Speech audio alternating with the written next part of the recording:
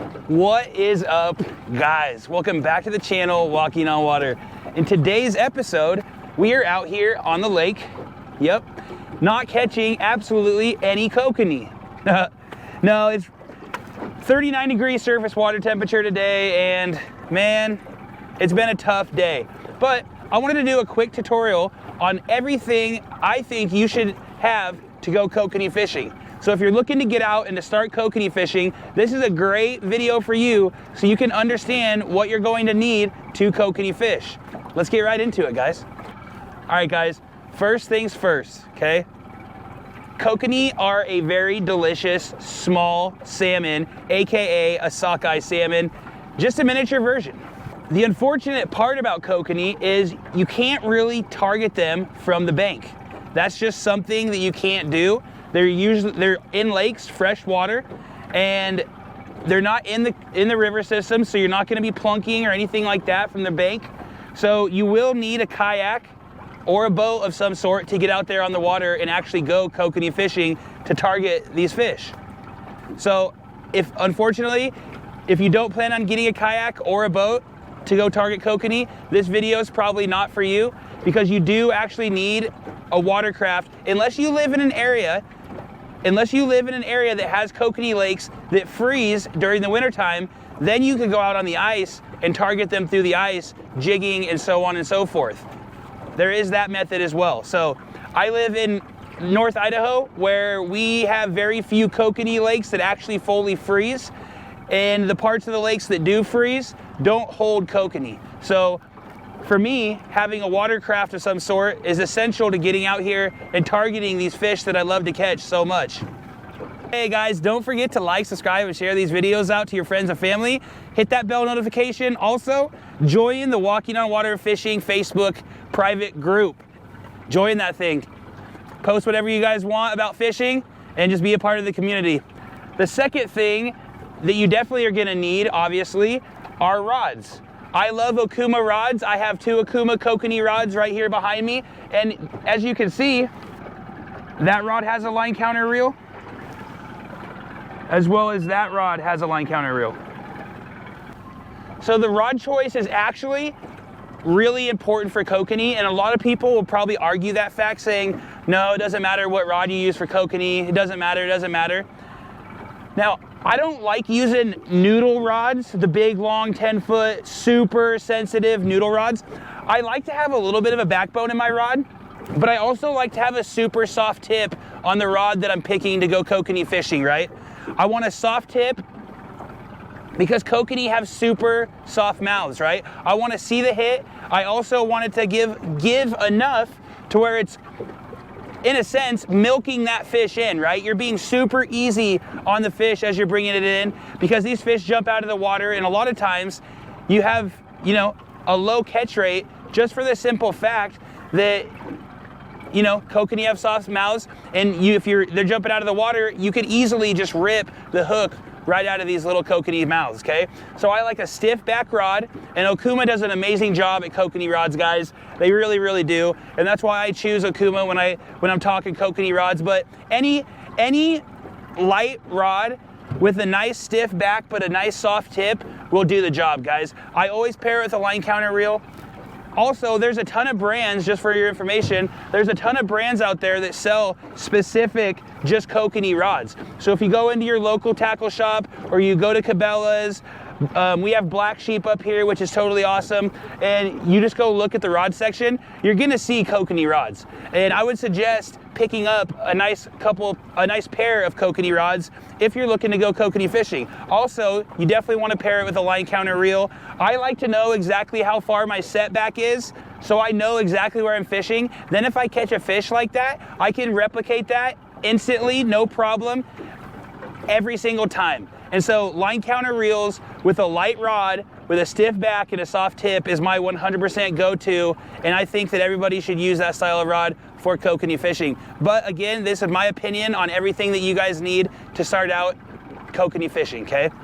The third thing that you're 100% gonna need, in my opinion, you could probably get away with not having one, but definitely essential to understanding how fast you're going, because speed is a huge part of kokanee fishing, as well as seeing where the fish are holding in the actual water system that you're fishing, and that is a fish finder.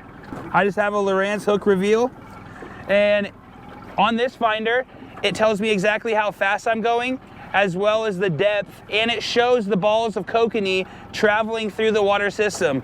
So I can get on the fish and I can stay on the fish, guys, okay? So the third thing is definitely a fish finder, okay? The fourth thing to effectively target kokanee is gonna be some sort of weight system, right? As you can see, there are 2 downriggers right here, and I'm choosing to go with the downriggers today. But a lot of times I run a weight setup, and I'll show you that weight setup here in just 1 second. You can either use downriggers, which you hook your line to and you drop it down to the depth that you want it, and the lure's behind it, and the fish come up and snag it, and you get a hit. You pop it off the downrigger and you're fishing, you know what I'm saying? So downriggers are a very effective way to get down to depth to target kokanee, and you definitely need some sort of weighting system to actually get down there and target those fish. So I know it seems like a lot for such a small fish, but it's just stuff you need to get out here and effectively target these fish. Let's look at a couple different weight systems so you don't have to go out and buy downriggers. These can also be effective. Okay guys, so here is a clip weight system that I like to use. Now this is 4 ounces because I was fishing with this during the summertime when I was getting down to 40 feet, so I know it's really overkill when I was fishing off the kayak last year because I could only fit 1 downrigger on the kayak, so I had to use a clip weight system. All you do is open up the clip, it goes in your line, and you just close it, and then you pop this up and it's clipped to your line.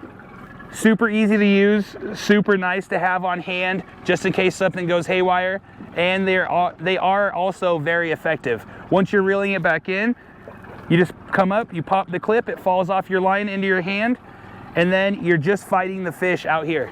So you have no weight on the line when you're fighting the fish.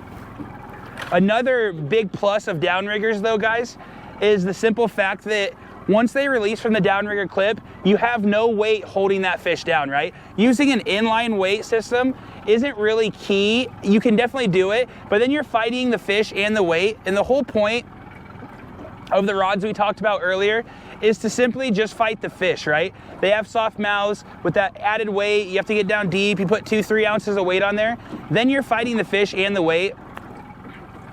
Your catch rate's gonna go way down, guys, in my opinion. So that's the fourth thing that you're definitely gonna need to get out here and actively target kokanee. And I'm gonna give you guys one more thing. Obviously you don't need a net, but I've tried boat flipping kokanee before, and again, they have soft mouths. So a soft mouth kokanee trying to boat flip it's not really gonna work. A net of some sort with a little bit of a longer handle absolutely works great. And I always opt to get the nets with the rubber mesh for kokanee. They're a really small fish and a fairly delicate fish, and they're just awesome fish, guys. So the rubber mesh net actually helps take care of that fish a lot more.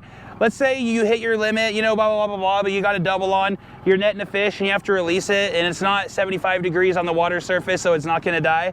You don't wanna be mishandling that fish with the string nets that are all coarse and just ripping that thing to pieces. So definitely gonna need a net with a long handle so you can increase catch rates on kokanee. But if you can, grab the mesh ones just because it helps protect the fish too.